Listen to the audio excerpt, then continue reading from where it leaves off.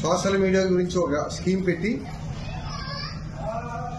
YSR party కార్యకర్తలందరూ కూడా సంబంధం లేనటువంటి వాళ్ళు కూడా పిలిపించి పోలీసులు చాలా ఇబ్బంది పెడుతున్నారు. నిజంగా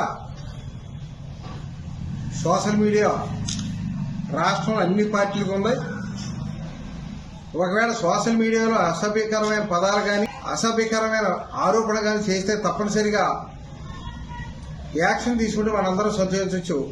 దానికి మా పార్టీ కూడా కట్టుబడి ఉంటుంది. కానీ ఆ అడ్డు పెట్టుకుని అధికారంలో ఉన్నటువంటి తెలుగుదేశం పార్టీ పోలీసులు అడ్డు పెట్టుకుని ఎవరైతే తెలుగుదేశం వైఎస్ఆర్ పార్టీలో యాక్టివ్గా తిరుగుతున్నారో వాళ్ళందరినీ పోలీసులే రప్పించి పొద్దున సాయంత్రం తిప్పడమే కాకుండా చాలా అన్యాయం కేసులు పెడుతున్నారు రాష్ట్రం మొత్తం.